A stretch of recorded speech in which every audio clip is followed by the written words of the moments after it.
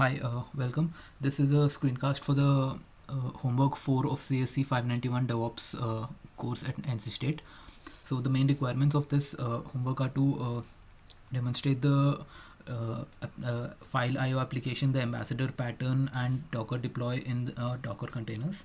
So the first requirement of this assignment is to demonstrate the linking in between Docker containers. So in order to do this, the first step is to create a container that runs a command that outputs to a file. So we do this by creating a Docker file for the container.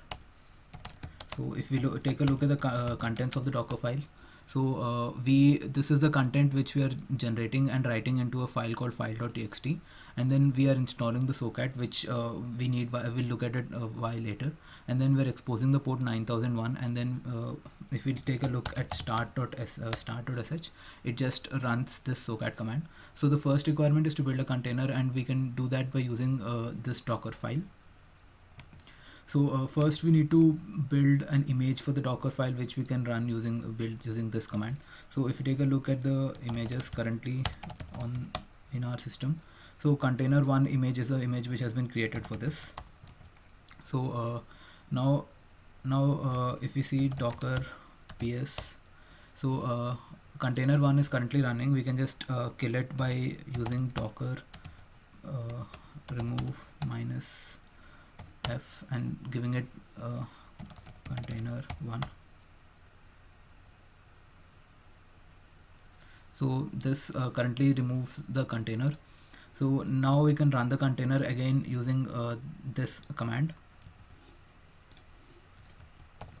So we run this container with this image, and so that container is currently running. We can have a look at it by using Docker ps, and we can see that this container is currently running. We can also kill these containers since they're not useful for us right now. Docker remove minus f.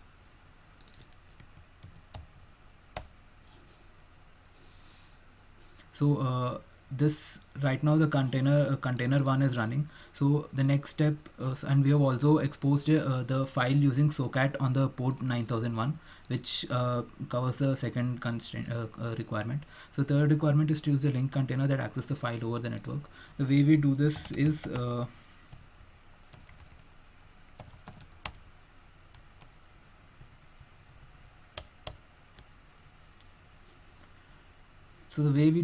to use another container wherein we just use a curl on this port, and we use the linking between these two containers. So we can see how to do that by using. So right now we can build another container image. We'll look at the Docker file of that image.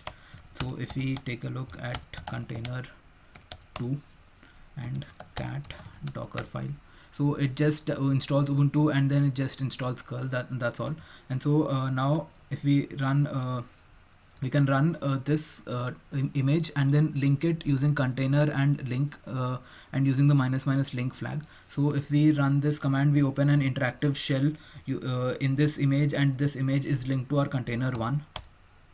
So right now if we take a look at the environment variables, these are the environment variables, and this is the IP address to which if we do a curl, it shows us that this content has been generated. So we are accessing the content inside the file in container1 using another container by using the link flag. So this completes the requirement for the part 1 of the assignment. So the next part of the assignment requirement is to use ambassador pattern to encapsulate access to a Redis container. So the first step to do this is to use Docker Compose to configure containers. So these are two digital ocean hosts which I've configured, and so let us take a look at the Docker Compose YML. So this is the client this is what runs the Redis client, and this is the ambassador on the Redis on the client. So if you look at the Docker Compose.yml, this is the image from the Docker Hub which we are downloading, and this is the name which we're giving to our ambassador. So we make sure that the other ambassador on our server has the same name as well, and we are exposing this port, and we are also giving it the IP address for the server here. So if you take a look at the Docker file on the server,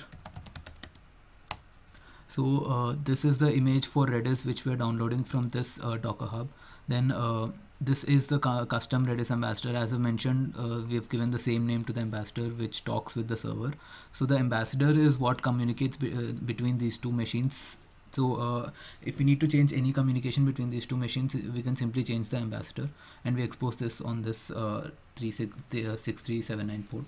So if we do docker compose up -d, so now the Redis server has started on this host, and the Redis ambassador has also been started. So now the client needs to talk to the ambassador. So if we do docker compose up -d on the client, so this is now talking with the server. So in order to run the last there are right now two containers running, one for Redis, one for custom Redis ambassador. So if we do docker ps, we can see that right now there are two containers running here. And if we do docker ps here, so now right now the ambassador has also started on our container. All that we need to know is to interact through the Redis CLI. We can do that using the following command.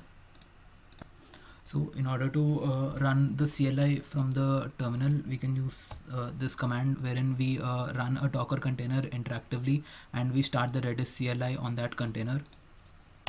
So once we do that, so I'm sorry, the name here has been given wrong since I changed the name from the given command. So this needs to be custom Redis ambassador. And so now the Redis CLI has been started. So if we say currently, if we say ping, that gives us pong, which says us that we have currently connected to this server.